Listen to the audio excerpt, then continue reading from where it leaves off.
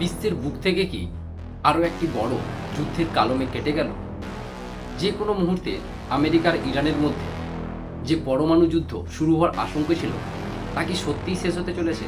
আর এর ফলে আমাদের পকেটে তেলের দামে কী প্রভাব পড়বে? জানতে হলে সম্পূর্ণ ভিডিও দেখুন। সম্প্রতি আপনারা অনেকেই খবরের কাগজে বা সোশ্যাল মিডিয়ায় দেখছেন যে আমেরিকা ও ইরানের মধ্যে যুদ্ধ শেষ হওয়া বা চুক্তি হওয়া নিয়ে বড় খবর আসছে। কিন্তু আপনার মনে প্রশ্ন আসতেই পারে, এই যুদ্ধটি কবে শুরু হয়েছিল? আসলে সরাসরি মাঠে নেমে ট্যাঙ্কের লড়াই না হলেও এই দুই দেশের মধ্যে শীতল যুদ্ধ চলছে দীর্ঘ কয়েক দশক ধরে। বিশেষ করে 2018 সালের মে মাসে যখন তৎকালীন মার্কিন প্রেসিডেন্ট ডোনাল্ড ট্রাম্প ইরানের সাথে হওয়া ঐতিহাসিক পরমাণু চুক্তি বাতিল করে দেন, তখন থেকেই এই সংঘাত চরম রূপ নেয়।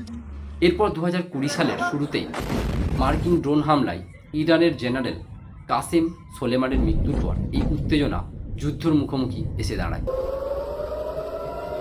তাহলে এখন কেন এই যুদ্ধ বা উত্তেজনা শেষ হওয়ার কথা উঠছে? এর পেছনে রয়েছে বড় আন্তর্জাতিক কূটনীতি এবং অর্থনৈতিক চাপ। প্রথমত, বছরের পর বছর অর্থনৈতিক নিষেধাজ্ঞার কারণে ইরানের অর্থনীতি বিপর্যস্ত। তারা বিশ্ববাজারে স্বাভাবিকভাবে তেল বিক্রি করতে চায়।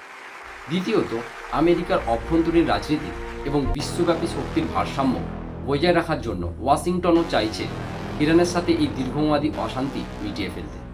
পর্দার আড়ালে নানামুখী আলোচনার পর দুই পক্ষই এখন একটা সমঝোতায় আসার চেষ্টা করছে। এবার আসা যাক সবচেয়ে গুরুত্বপূর্ণ প্রশ্ন, হরমুজ প্রণালী কি এবার সবার জন্য নিরাপদ হবে? সবাই কি তেল ভালোভাবে নিয়ে আসতে পারবে?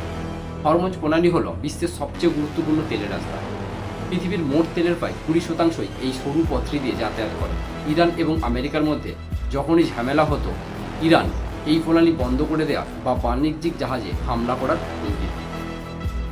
এখন যদি দুই দেশের মধ্যে সত্যি চুক্তি সফল হয়, তবে এই রুটে সামরিক উত্তেজনা বা জাহাজ আটক করার ঘটনা প্রায় বন্ধ হয়ে যাবে।